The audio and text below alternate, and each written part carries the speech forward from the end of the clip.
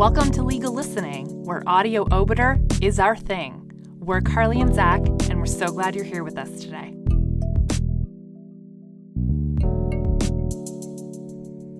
So today on the podcast, we have a very fun one, some trailblazing Ontario law for everybody. We have Jones and Tsige, which is the case that established from Prosser's for torts, the tort of intrusion upon seclusion in the province of Ontario.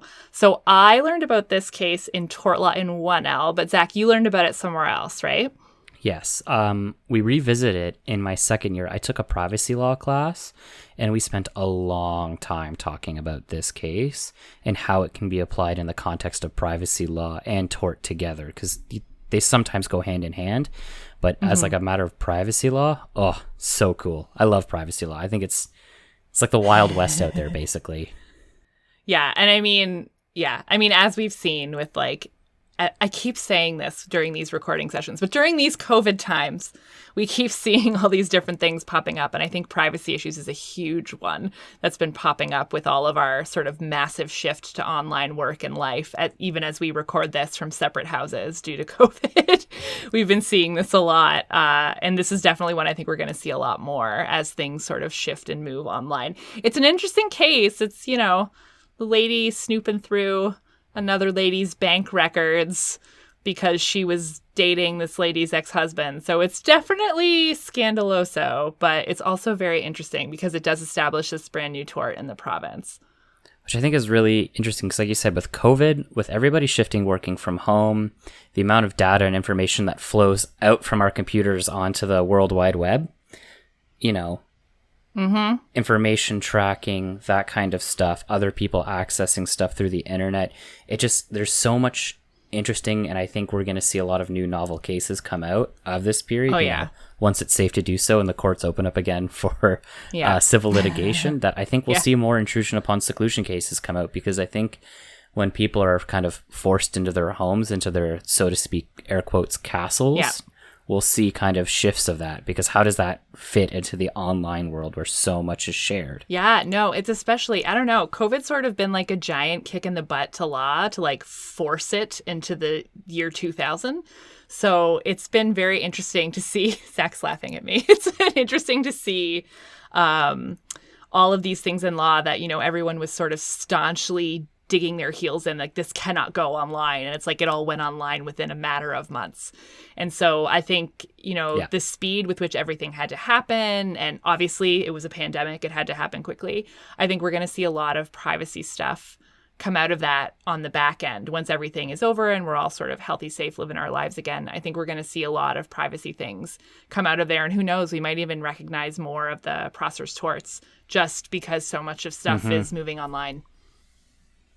Yeah, I think this has presented an opportunity for Canadian privacy law to really evolve and change and adapt with the migration to a lot of things online. I remember from the privacy class, the professor described Canadian privacy law as halfway between European law and American law. So on the one end, the European law is I've been told is very regulated, and American privacy law is effectively there are no rules. And so Canada kind of straddles the middle of those two is how it was described in the first class. Where we're going, we don't need rules. No, that's interesting. Yeah. That's what it feels like. Yeah.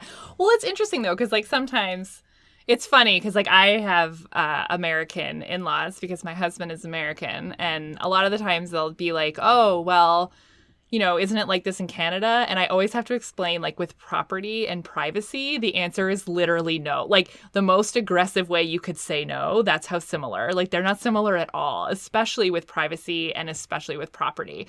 No, it does not work that way in Canada. We don't have that. That's not the same thing. And it's interesting now that, especially when we're so connected in so many ways and obviously so close together, you and me can both see America from where we're currently sitting. It's interesting to know. Move my blinds. Yeah, I was going to say, I can look at my window and see America. It's literally crazy that laws around privacy and stuff can be so different. And especially since, to put it diplomatically, we've had different responses to the pandemic as countries. It's interesting to see Canada sort of take a precautionary approach and what that might mean in terms of digital and everybody being work from home and privacy concerns, whereas the US is kind of, forcing everything back to normal and not having to confront. I mean, they have to confront other things, but they're not having to confront, I guess, the same digital explosion that we're dealing with. Definitely. It's Yeah. As JFK once said, these are interesting times in 1960. And my impression has been, at every point in human life, it's always been an interesting time. Yeah. Oh, I know. But at this point, I long for some boring times. Let's put it that way. But Agreed. But all right, everybody, enjoy this one. It is a goodie. Jones and Tsige. Heard before the Court of Appeal for Ontario. The judgment of the court was delivered by Appeal Justice Sharp. Does Ontario law recognize a right to bring a civil action for damages for the invasion of personal privacy? In July 2009, the appellant, Sandra Jones, discovered that the respondent, Winnie Tsige, had been surreptitiously looking at Jones's banking records. Tsige and Jones did not know each other, despite the fact that they both worked for the same bank and Tsige had formed a common-law relationship with Jones's former husband. As a bank employee, Tsige had full access to Jones's banking information and, contrary to the bank's policy, looked into Jones's banking records at least 174 times over a period of 4 years. The central issue on this appeal is whether the motion judge erred by granting summary judgment and dismissing Jones's claim for damages on the ground that Ontario law does not recognize the tort of breach of privacy. Facts. Jones and Tsige worked at different branches for the Bank of Montreal. Jones maintains her primary bank account there. Jones and Tsige did not know or work with each other. However, Tsige became involved in a relationship with Jones's former husband. For about 4 years, Tsige used her workplace computer to access Jones's personal BMO bank account at least 174 times. The information displayed included transaction details as well as personal information, such as date of birth, marital status, and address. Tsige did not publish, distribute, or record the information in any way. Jones became suspicious that Tsige was accessing her account and complained to BMO. When confronted by BMO, Tsige admitted that she had looked at Jones's banking information, that she had no legitimate reason for viewing the information, and that she understood it was contrary to BMO's Code of Business Conduct and Ethics and her professional responsibility. Tsige explained then, and maintains in this action, that she was involved in a financial dispute with the appellant's former husband and accessed the accounts to confirm whether he was paying child support to the appellant. Jones does not accept that explanation, as she says it is inconsistent with the timing and frequency of Tsige's snooping. Tsige has apologized for her actions and insists that she has ceased looking at Jones's banking information. Tsige is contrite and embarrassed by her actions. BMO disciplined Tsige by suspending her for 1 week without pay and denying her a bonus. In her statement of claim, Jones asserts that her privacy interest in her confidential banking information has been irreversibly destroyed and claims damages of $70,000 for invasion of privacy and breach of fiduciary duty, and punitive and exemplary damages of $20,000. Part 1. Motions for Summary Judgment. Jones proceeded under the Simplified Procedure Rule 76 of the Rules of Civil Procedure and moved for summary judgment. Tsige brought a cross motion for summary judgment to dismiss the action.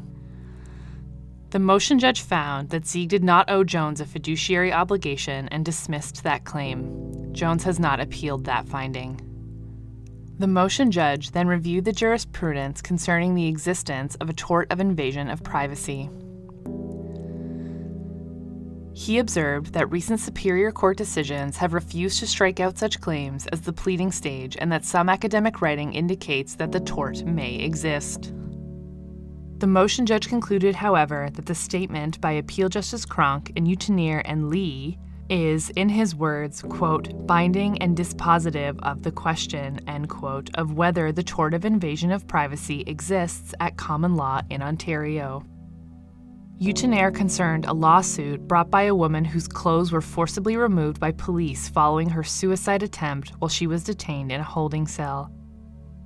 In considering whether the trial judge had accurately described the plaintiff's privacy and dignity interests, Appeal Justice Cronk observed at paragraph 63, quote, "The plaintiff properly conceded in oral argument before this court that there is no freestanding right to dignity or privacy under the Charter or at common law," end quote. The motion judge added that given the existence of privacy legislation protecting certain rights, any expansion of those rights should be dealt with by statute rather than by common law. The motion judge dismissed Jones's motion for summary judgment and granted the motion brought by Tsige.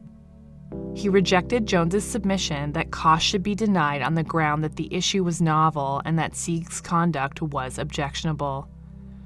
The motion judge felt that Jones had pursued the litigation aggressively and failed to accept reasonable settlement offers.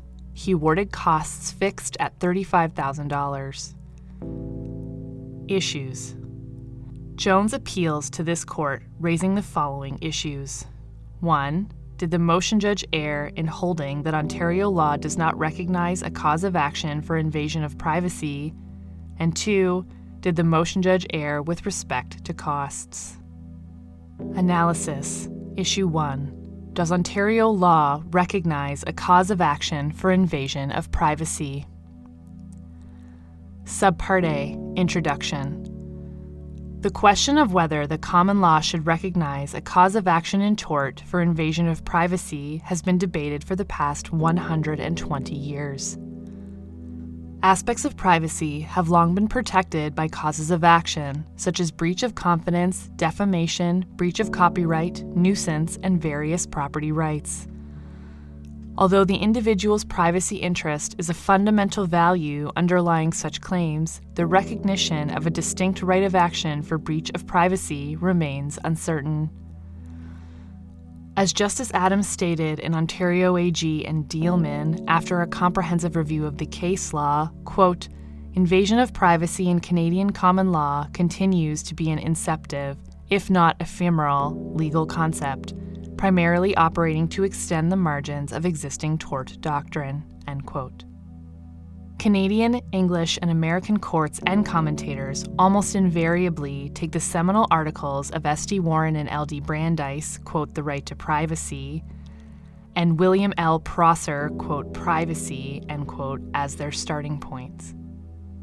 Warren and Brandeis argued for the recognition of a right to privacy to meet the problems posed by technological and social change that saw instantaneous photographs and newspaper enterprise invade, quote, "the sacred precincts of private life," end quote.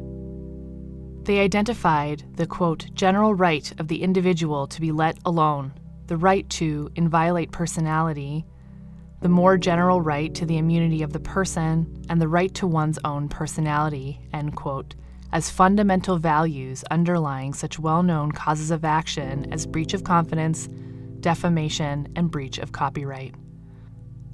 They argued that open recognition of a right of privacy was well supported by these underlying legal values and required to meet the changing demands of the society in which they lived. Professor Prosser's article picked up the threads of the American jurisprudence that had developed in the 70 years following the influential Warren and Brandeis article. Prosser argued that what had emerged from the hundreds of cases he canvassed was not one tort, but four, tied together by a common theme and name, but comprising different elements and protecting different interests. Prosser delineated the four-tort catalog, summarized as follows. 1. Intrusion upon the plaintiff's seclusion or solitude or into his private affairs. 2. Public disclosure of embarrassing private facts about the plaintiff. 3. Publicity which places the plaintiff in a false light in the public eye.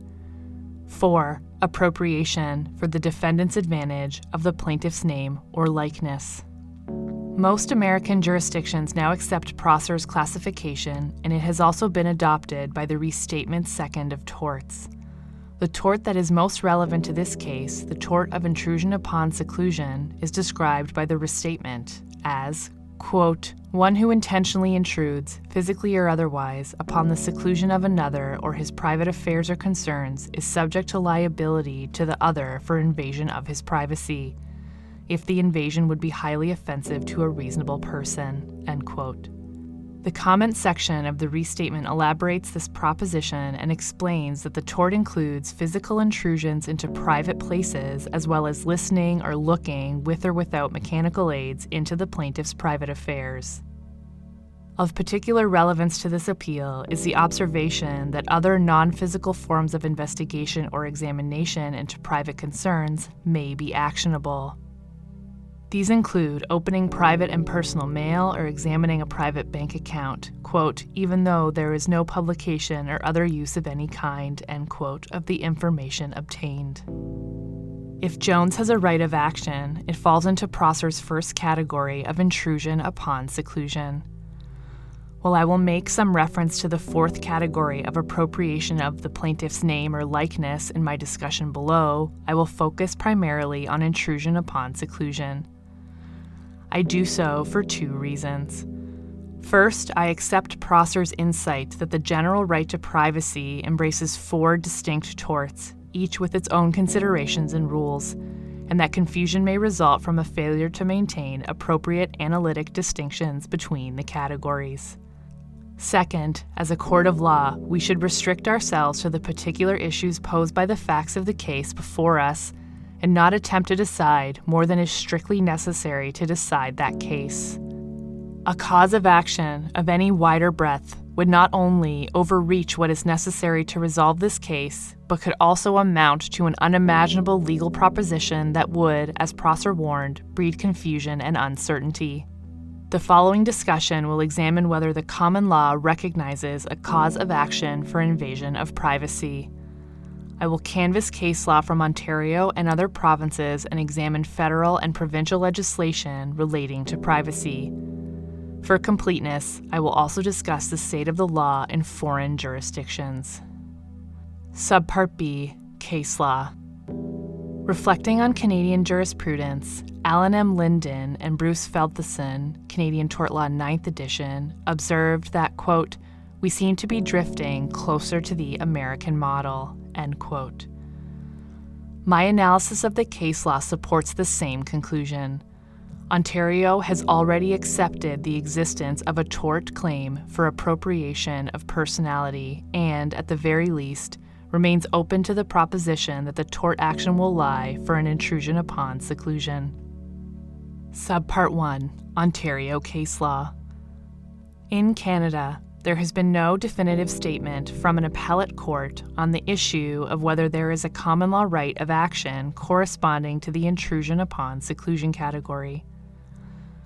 Ontario trial judges, however, often refuse to dismiss such claims at the pleading stage as disclosing no cause of action, and some have awarded damages for claims based on violations of the right to be free of intrusion upon seclusion. The clear trend in the case law is, at the very least, to leave open the possibility that such cause of action does exist. Saccone and Orr, for example, involved the recording of a private conversation without knowledge or consent of the plaintiff. The recording was then played at a municipal council meeting and a transcript of the conversation published in a local newspaper. Justice Jacob dismissed the defendant's argument against the existence of a tort of invasion of privacy, found in favor of the plaintiff, and awarded damages of $500. Roth and Roth involved interference with the plaintiff's ability to use and enjoy their cottage property. Justice Mandel considered the application of several torts, assault, battery, nuisance, and trespass, but found that the cumulative effect on the defendant's actions could best be described as an invasion of privacy. He rejected the contention that the common law did not allow for a claim of invasion of privacy and held that the common law should not be confined to existing categories but must evolve. In recognizing the right of privacy, Justice Mandel quoted a passage from a leading torts text indicating that liability for breaches of privacy should only be imposed where the intrusion is substantial and would be regarded as offensive and intolerable to a person of reasonable sensitivity. He then stated, quote, whether the invasion of privacy of an individual will be actionable will depend on the circumstances of the particular case and the conflicting rights involved, end quote. A third trial judgment to award damages for breach of privacy falls under the Prosser's fourth category of appropriation of the plaintiff's name or likeness. Athens and Canadian Adventure Camps involved a claim by an expert water skier against a public relations firm that had copied a distinctive photograph of the plaintiff water skiing. Justice Henry relied on Krauss and Chrysler Canada, in which Appeal Justice Esty had suggested that an action in tort for the appropriation of personality did exist under the common law of Ontario. Justice Henry held that the plaintiff failed to make out the tort of passing off, but did have a claim for the tort of appropriation of personality.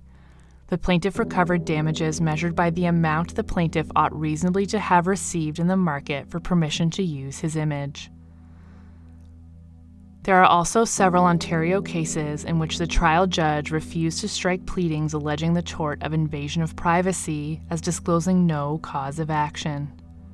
Somewhere and McDonald's Restaurants of Canada Limited contains perhaps the most coherent and definitive pronouncement in Ontario jurisprudence of the existence of a common law tort of invasion of privacy corresponding to the intrusion upon seclusion category. Somewhere accused his employer, McDonald's Restaurants, of unlawfully invading his privacy by conducting a credit bureau check on him without his consent. The plaintiff claimed damages for invasion of privacy and for punitive damages. The defendant moved to strike the statement of claim and dismiss the plaintiff's action on the basis that it did not disclose a reasonable cause of action under Rule 21011B of the Rules of Civil Procedure.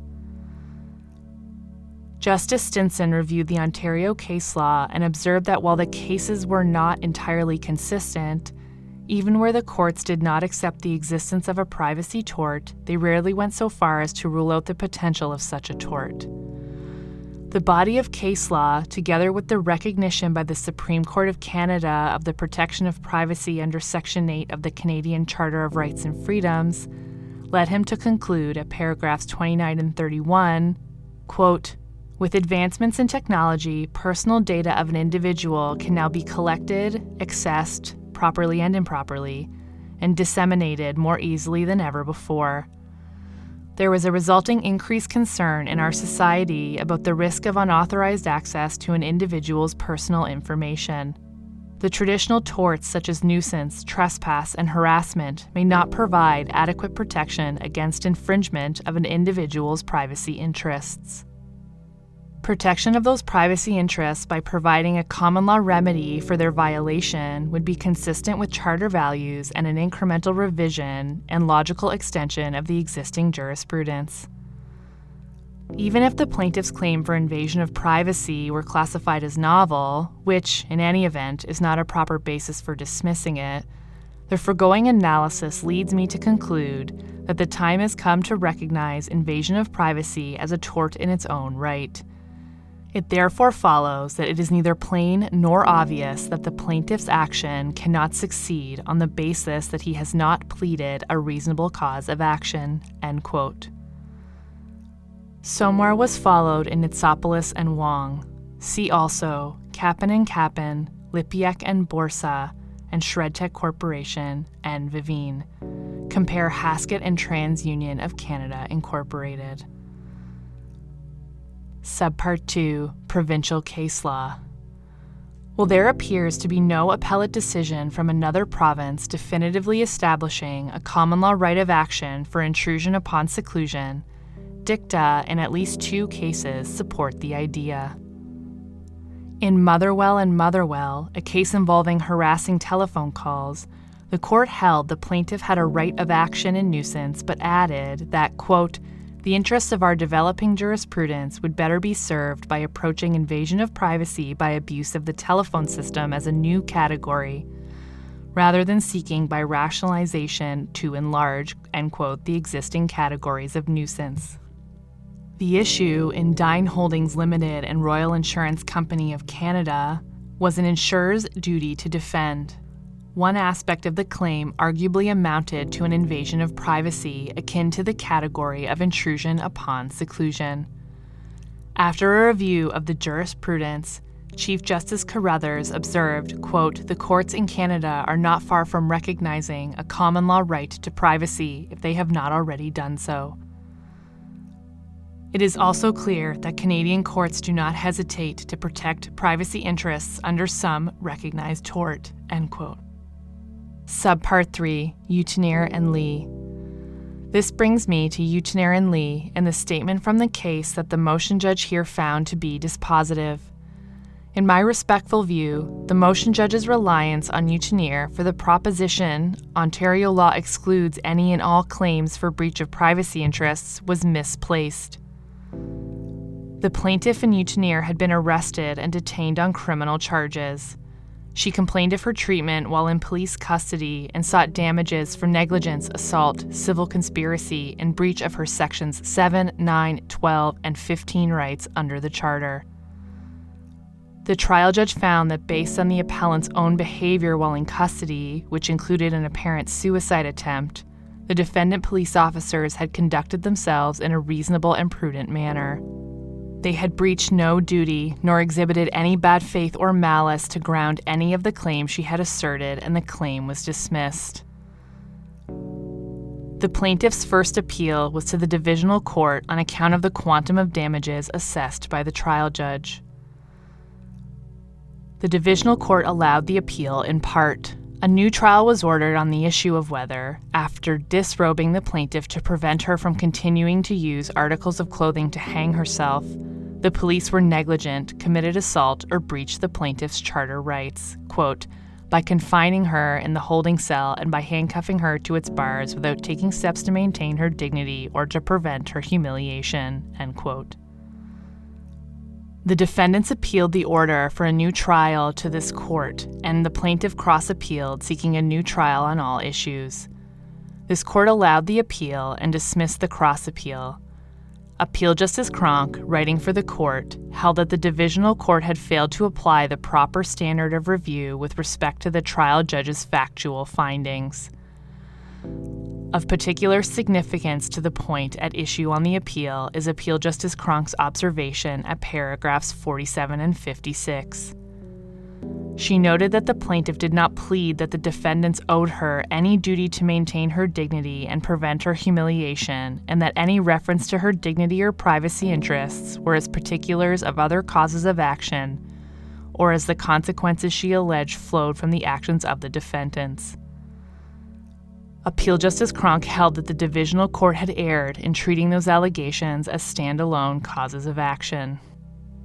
Accordingly, it is clear from the context and from the words used that the passage at paragraph 63 relied on by the motion judge, quote, "The plaintiff properly conceded in oral argument before this court that there is no freestanding right to dignity or privacy under the Charter or at common law," end quote, could not have been intended to express any dispositive or definitive opinion as to the existence of a tort claim for breach of a privacy interest.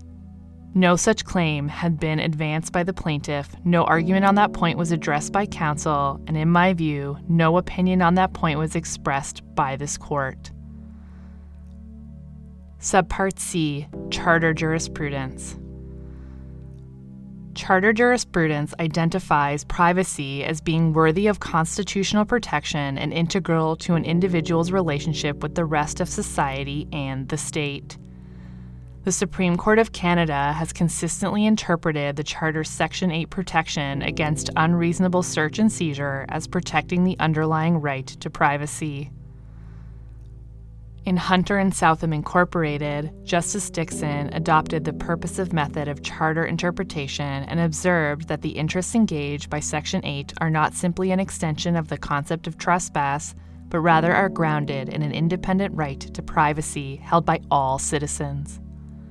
In The Queen and Diamond, Justice Laforêt characterized the Section 8 protection of privacy as, quote, grounded in a man's physical and moral autonomy, and stated that, quote, privacy is essential for the well-being of the individual. For this reason alone, it is worthy of constitutional protection, but it also has profound significance for the public order, end quote. Justice Laforet added at paragraph 429, quote, "In modern society, especially, retention of the information about oneself is extremely important. We may, for one reason or another, wish or be compelled to reveal such information, but situations abound where the reasonable expectations of the individual that the information shall remain confidential to the persons to whom and restricted to the purposes for which it is divulged must be protected," end quote. Charter jurisprudence has recognized three distinct privacy interests. The first two interests, personal privacy and territorial privacy, are deeply rooted in the common law.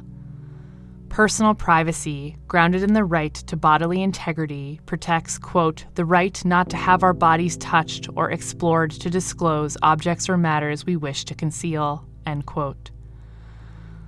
Territorial privacy protects the home and other spaces where the individual enjoys a reasonable expectation of privacy. The third category, informational privacy, is the interest at stake in this appeal. In Tesling, Justice Binney described it at paragraph 23. Quote, "Beyond our bodies and the places where we live and work, however, lies the thorny question of how much information about ourselves and activities we are entitled to shield from the curious eyes of the state. This includes commercial information locked in a safe in a restaurant owned by the accused. Informational privacy has been defined as the claim of individuals, groups, or institutions to determine for themselves when, how, and to what extent information about them is communicated to others.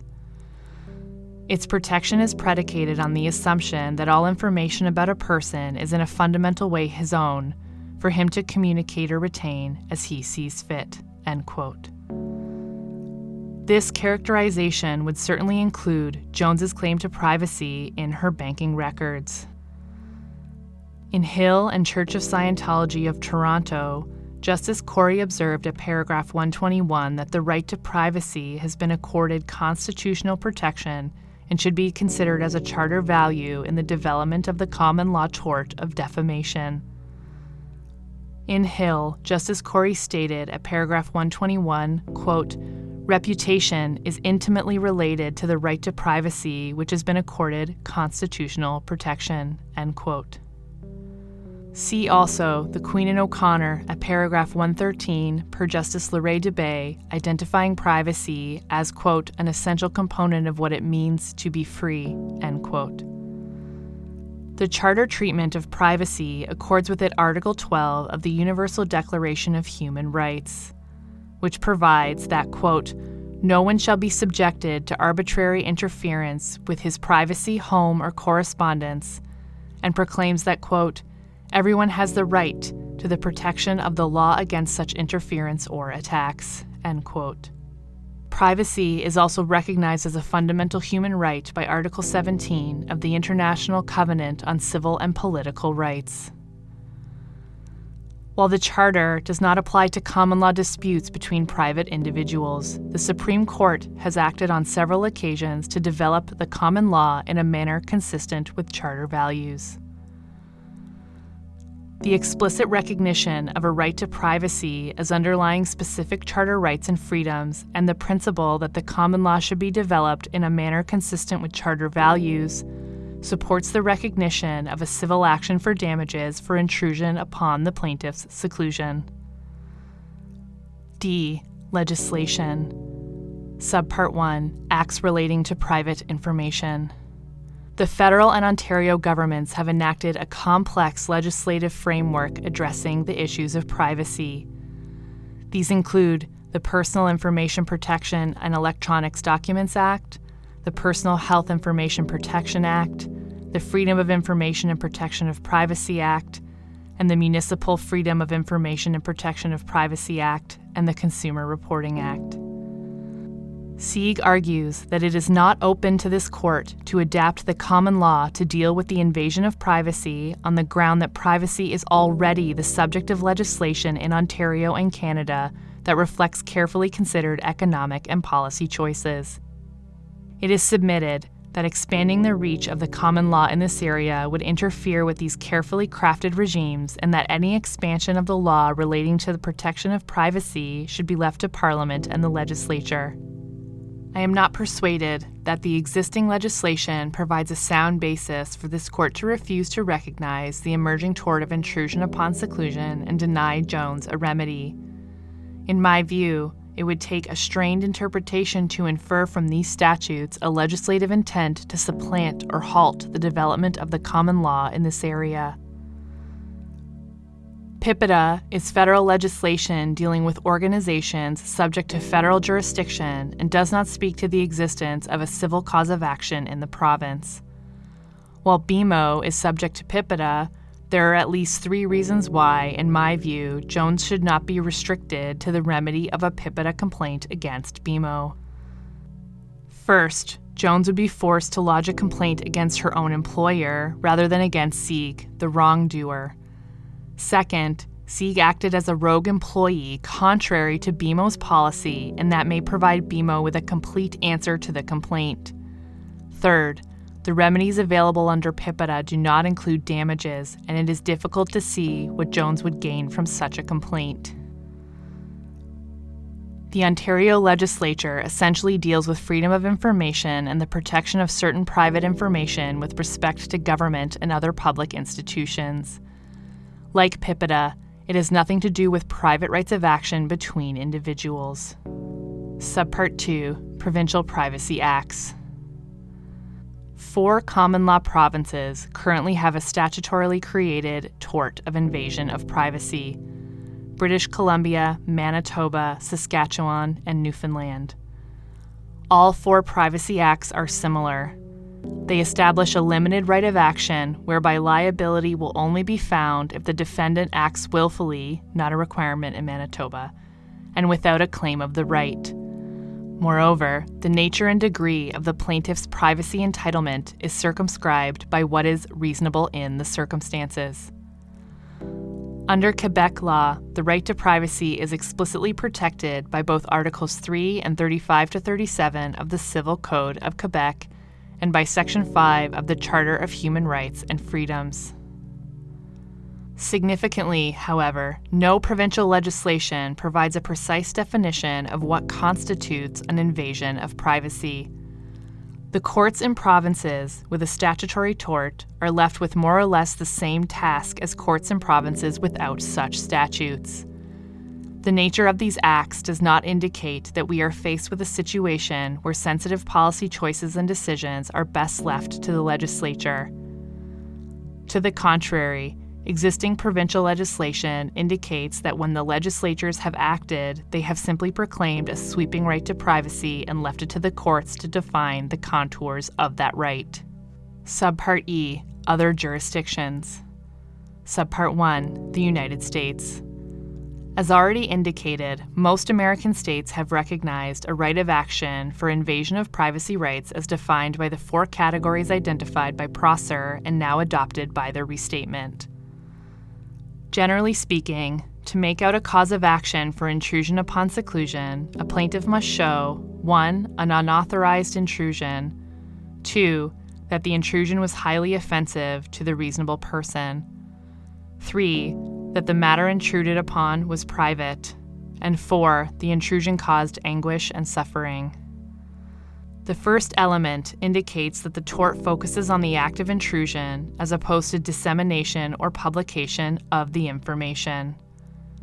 The focus of the court in determining whether this element is satisfied is on, quote, the type of interest involved and not the place where the invasion occurs, end quote. With regard to the second element, factors to be considered in determining whether a particular action is highly offensive include the degree of intrusion, the context, conduct, and circumstances of the intrusion, the tortfeasor's motives and objectives, and the expectations of those whose privacy is invaded. In determining the third element, the plaintiff must establish that the expectation of seclusion or solitude was objectively reasonable. The courts have adopted the 2-pronged test used in the application of the Fourth Amendment of the United States Constitution. The first step is demonstrating an actual subjective expectation of privacy, and the second step asks if that expectation is objectively reasonable. The fourth element has received considerably less attention, as anguish and suffering are generally presumed once the first three elements have been established. Subpart 2. Commonwealth jurisdictions. In England, privacy is expressly protected by Article 8 of the Convention for the Protection of Human Rights and Fundamental Freedoms, incorporated by the Human Rights Act. Quote, "Everyone has the right to respect for his private and family life, his home, and his correspondence." End quote. However, the House of Lords held in Wainwright and the Home Office at paragraph 31 that while privacy may be, quote, "a value which underlies the existence of a rule of law and may point to the direction in which the law should develop, privacy is not a principle of the law in itself," end quote, capable of supporting a private law right if action for damages. Yet the next year, in Campbell and MGN Limited, the House of Lords granted an injunction to restrain on grounds of breach of confidence publication of newspaper stories and photographs of a supermodel leaving a drug addiction treatment facility. Lord Hoffman held, in Campbell at paragraph 51, that the tort of breach of confidence had evolved into a form of privacy protection described by the court as a tort of misuse of private information. Quote, "The new approach takes a different view of the underlying value which the law protects. Instead of the cause of action being based upon the duty of good faith applicable to confidential personal information and trade secrets alike, it focuses upon the protection of human autonomy and dignity, the right to control the dissemination of information about one's private life, and the right to esteem and respect of people," end quote. The reformulated action for breach of confidence has been held to embrace damages claims to protect privacy interests that would easily fall within intrusion upon seclusion category. See Mosley and News Group Newspapers Limited at paragraph 7, quote, "The law now affords protection to information in respect of which there is a reasonable expectation of privacy, even in circumstances where there is no pre-existing relationship given rise of itself to an enforceable duty of confidence," end quote. In Lenna Game Meats Limited, an Australian broadcasting corporation, the High Court of Australia expressly left the door open to the recognition of a common law right to privacy, despite earlier authority to the contrary. This was applied in Gross and Purvis, where the elements for the tort were found to be 1. A willed act by the defendant, 2. Which intrudes upon the privacy or seclusion of the plaintiff, 3. In a manner which would be considered highly offensive to a reasonable person of ordinary sensibilities, and 4. Which causes the plaintiff detriment in the form of mental, psychological, or emotional harm or distress, or which prevents or hinders the plaintiff from doing an act which she is lawfully entitled to do," end quote. In Hosking and Runting, the New Zealand Court of Appeal recognized a common law tort of breach of privacy that is separate and distinct from the tort breach of confidence. Although the court dismissed the claim on the merits, the majority judgment confirmed the existence of a privacy tort in New Zealand dealing with wrongful publication of private facts to address publicity that is, quote, "truly humiliating and distressful or otherwise harmful," end quote. The elements of the tort were described at paragraph 117. 1. The existence of facts in respect of which there is a reasonable expectation of privacy, and 2. Publicity given to those private facts must be considered highly offensive to an objective, reasonable person. Part 2. Defining the tort of intrusion upon seclusion. Subpart A. In my view, it is appropriate for this court to confirm the existence of a right of action for intrusion upon seclusion. Recognition of such a cause of action would amount to an incremental step that is consistent with the role of this court to develop the common law in a manner consistent with the changing needs of society. Part B. Rationale. The case law, while certainly far from conclusive, supports the existence of such cause of action. Privacy has long been recognized as an important underlying and animating value of various traditional causes of action to protect personal and territorial privacy. Charter jurisprudence recognizes privacy as a fundamental value in our law and specifically identifies as worthy of protection a right to informational privacy that is distinct from personal and territorial privacy. The right to informational privacy closely tracks the same interest that would be protected by a cause of action for intrusion upon seclusion. Many legal scholars and writers who have considered the issue support recognition of a right of action for breach of privacy. For over 100 years, technological change has motivated the legal protection of the individual's right to privacy. In modern times, the pace of technological change has accelerated exponentially. Legal scholars such as Peter Burns have written, quote, of the pressing need to preserve privacy, which is being threatened by science and technology to the point of surrender, end quote.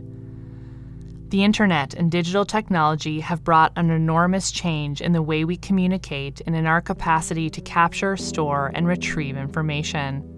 As the facts of this case indicate, routinely kept electronic databases render our most personal financial information vulnerable.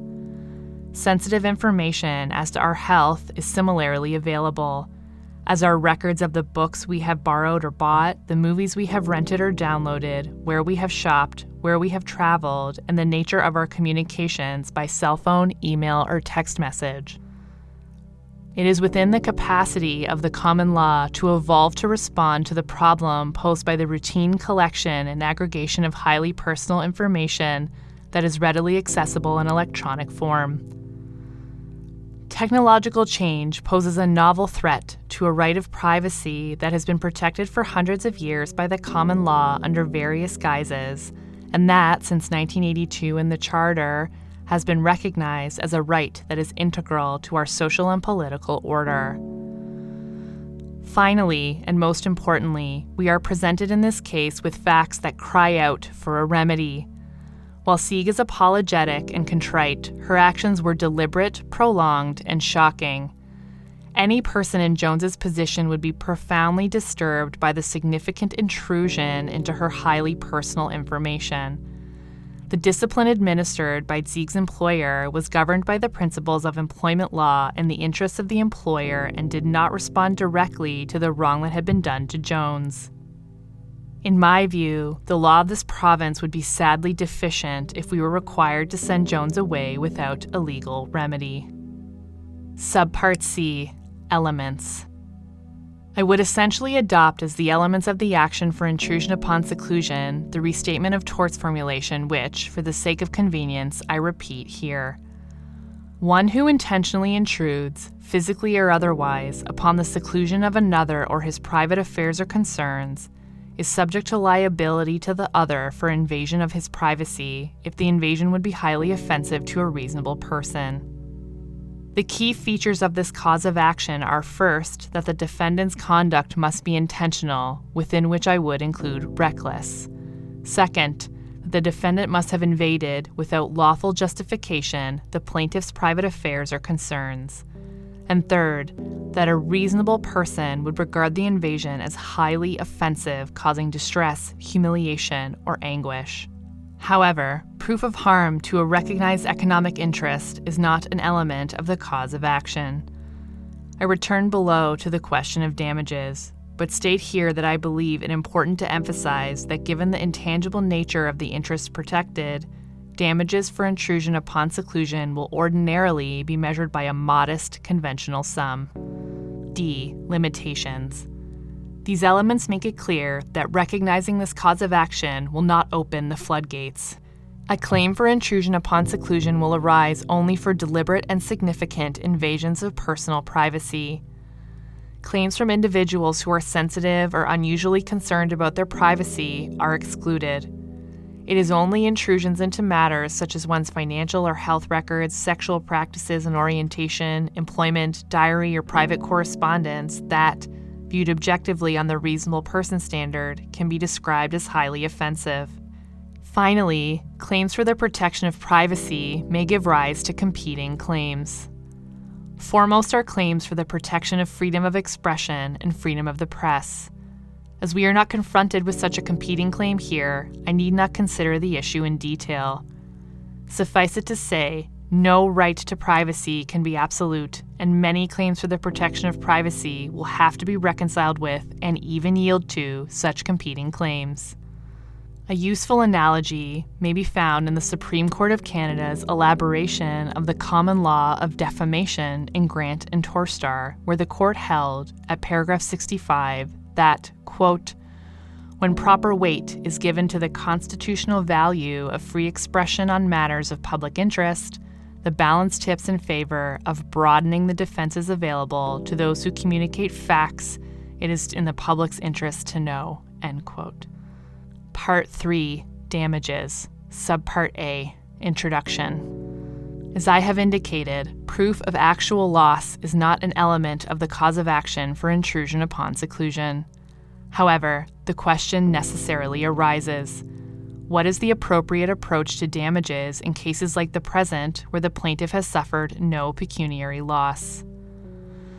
Where the plaintiff has suffered no provable pecuniary loss, the damages fall into the category of what Professor Stephen M. Wadhams describes as symbolic and others have labeled as moral damages. They are awarded, quote, to vindicate rights or symbolize recognition of their infringement, end quote. I agree with Professor Wadham's observation that a conventional range of damages is necessary to maintain consistency, predictability, and fairness between one plaintiff and another. Guidance in determining an appropriate range of damages can be gleaned from existing case law from Ontario as well as from the provinces where there is a statutory cause of action.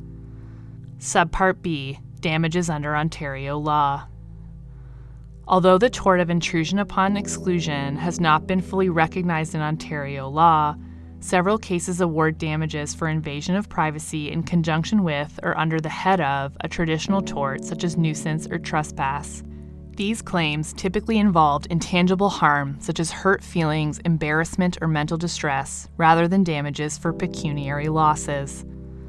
I attach as Appendix A a summary of these cases and the damage awards and will briefly discuss the facts of some of those cases here. In Ciccone and Orr, the court found that the proven damages were minimal. The plaintiff had not lost his job or suffered any material loss. However, acknowledging that the plaintiff's privacy was invaded and that he was embarrassed and felt his confidence had been betrayed, the court awarded damages in the amount of $500. Similarly, in Provincial Partitions Incorporated and Ashcore Implant Structures Limited, the judge found that the defendant committed the tort of nuisance by invasion of privacy through abusive telephone communications when they called the plaintiff, a competitor company, dozens of times. The judge awarded only $500 against each defendant, and because the defendants had already ceased placing the phone calls, the judge declined to provide injunctive relief. In Roth and Roth, the plaintiff claimed $100,000 in damages for intimidation, harassment, and invasion of privacy, in addition to approximately $400,000 in additional damages for other tortious acts. The judge found that because the various causes of action overlapped, damages were best addressed as a lump sum and that the plaintiff was entitled to aggravated damages. Despite the lack of evidence of actual physical or psychological harm, the plaintiff was awarded the sum of $20,000. McKay and Bulow involved a family law dispute in which the defendant had harassed his ex-wife over a period of 4 months. He continuously called her, stalked her on several occasions, threatened to kill her, and threatened to kidnap their child and take her to another country. The trial judge found that the plaintiff was entitled to a remedy for the, quote, calculated, devilishly creative, and entirely reprehensible conduct of the defendant, and awarded $25,000 general damages, $15,000 aggravated damages, $15,000 punitive damages, together with special damages and a significant award for the future medical care she would require. Subpart C, Damages under provincial legislation. The 4 provincial privacy acts do not require proof of damage as an element of the cause of action. The Manitoba Privacy Act, however, is the only statute that provides specific guidance with regard to the determination of damages. The other provincial statutes leave this determination to judicial discretion. The case law, however, demonstrates that courts frequently consider the same factors enumerated in the Manitoba Act. Appendix B contains a summary of these cases, mostly from BC. Absent proof of actual pecuniary loss, the awards are, for the most part, modest. For example, in Heckert and 5470 Investment Limited, the judge noted that the only evidence regarding damages were, quote, Ms. Heckart's general statements that she felt stressed and needed to see her chiropractor and acupuncturist for additional visits, end quote. The judge still found that Ms. Heckart's landlord had invaded her privacy by installing close imaging cameras in the hallway outside of her door, but that the lack of medical evidence meant that the award could be no more than the nominal damages of $3,500. Egregious conduct, however, has attracted awards of aggravated damages. In Watts and Klempt, the plaintiff was terminated from her job when the next-door neighbor, the defendant, recorded her phone calls and after discovering she was perpetrating fraud against her company, reported this to her employer. The plaintiff claimed general damages for emotional pain and suffering, loss of enjoyment of life, and diminution of her reputation, as well as punitive or exemplary damages for the invasion of privacy. In assessing the quantum of damages, the judge considered the degree to which the plaintiff's life was destroyed following the invasion of privacy. Notably, the termination of her employment, the need to seek psychological care for depression and post-traumatic stress disorder, and weighed this against the plaintiff's own misconduct. The judge awarded $30,000, including aggravated damages, for the substantial degree of suffering experienced by the plaintiff. The benchmark case for exemplary or punitive damages for an invasion of privacy under the British Columbia regime is Malcolm and Fleming. The defendant, the plaintiff's landlord, installed a video camera in the plaintiff's apartment and recorded her in various stages of undress in her bathroom and bedroom. The judge awarded punitive damages of $35,000 in addition to $15,000 in general damages. In determining the figure for punitive damages, the judge considered such factors as the intimate location of the invasion, the relationship between the parties as landlord and tenant as having a high expectation of privacy, the substantial premeditation and planning, the additional humiliation of discovery prior to trial, the fact that a permanent record of the violation existed, creating the potential for future embarrassment, and the fact that there was no other means of punishment as there was no criminal act perpetrated. Other cases have awarded punitive damages in consideration of society's abhorrence to the defendant's actions, a lack of remorse on the part of the defendant, and the desire to promote specific deterrence. In Hollingsworth and BCTV, a division of Westcom Television Group Limited, for example, the court addressed the plaintiff's damages for both breach of confidentiality and for the invasion of privacy at $15,000. The court there noted, at paragraph 27, that these damages were higher than the usual for breaches of the Privacy Act in consideration of the reprehensible conduct of the defendant. In Hollingsworth, the defendant lied to a reporter, saying that he had consent to use a videotape of the plaintiff undergoing surgery to treat baldness. The video was then aired during a news broadcast. Subpart D, determining the quantum of damages. In my view, damages for intrusion upon seclusion in cases where the plaintiff has suffered no pecuniary loss should be modest but sufficient to mark the wrong that has been done. I would fix the range at up to $20,000. The factors identified in the Manitoba Privacy Act, which, for convenience, I summarize again here, have also emerged from the decided cases and provide a useful guide to assist in determining where in the range the case falls. 1.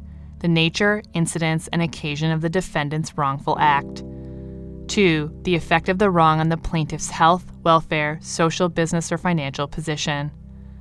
3. Any relationship, whether domestic or otherwise, between the parties. 4. Any distress, annoyance, or embarrassment suffered by the plaintiff arising from the wrong. And 5. The conduct of the parties, both before and after the wrong, including any apology or offer of amends made by the defendant. I would neither exclude nor encourage awards of aggravated and punitive damages. I would not exclude such awards as there are bound to be exceptional cases calling for exceptional remedies. However, I would not encourage such awards as, in my view, predictability and consistency are paramount values in an area where symbolic or moral damages are awarded, and absent truly exceptional circumstances, plaintiffs should be held to the range I have identified. Application to this case. It is my view, in this case, Tsige committed the tort of intrusion upon seclusion when she repeatedly examined the private bank records of Jones. These acts satisfy the elements laid out above. The intrusion was intentional. It amounted to an unlawful invasion of Jones's private affairs. It would be viewed as highly offensive to the reasonable person and cause distress, humiliation, and anguish. In determining damages, there are a number of factors to consider. Favoring a higher award is the fact that Tsige's actions were deliberate and repeated and arose from a complex web of domestic arrangements likely to provoke strong feelings and animosity. Jones was understandably very upset by the intrusion into her private financial affairs. On the other hand, Jones suffered no public embarrassment or harm to her health, welfare, social, business, or financial position, and Tsige has apologized for her conduct and made a genuine attempt to make amends. On balance, I would place this case at the midpoint of the range I have identified and award damages in the amount of $10,000. Tsige's intrusion upon Jones's seclusion, this case does not, in my view, exhibit any exceptional quality calling for an award of aggravated or punitive damages. Issue 2. Did the motion judge err with respect to costs? As I would set aside the judgment in favor of Tsige and grant judgment in favor of Jones, it is not necessary for me to consider Jones's contention that the motion judge erred in his costs award. Disposition. Accordingly, I would allow the appeal, set aside the summary judgment dismissing the action, and in its place substitute an order granting summary judgment in Jones's favor for damages in the amount of $10,000. Both parties have filed bills of costs asking for significant awards. In my view, it is appropriate to take into account the novel issue raised by this case, which has clearly broken new ground. There is discretion to depart from the usual order in cases of novelty. In my view, in the unusual circumstances of the case, the parties should bear their own costs throughout, and I would make no order as to costs. Appeal allowed.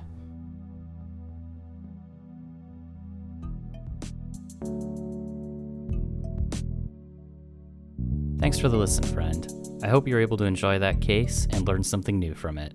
Legal Listening is founded by Zach Battiston and Carly Lyons. It is hosted by Zach Battiston, Carly Lyons, and you, our listeners. Executive produced by Zach Battiston, Carly Lyons, and Anthony Radomile. Audio engineering by Anthony Radomile. Graphic design by Julie Lundy. Check her out online at julielundyart.com. And music done by Matt Radomile at radandkel.com. At Legal Listening, we're always open to new ideas, suggestions, and of course, guest readers. Check us out on Twitter at Legal Listening or online at legallistening.com. Legal Listening, where audio obiter is our thing. We'll catch you in the next case. Bye now.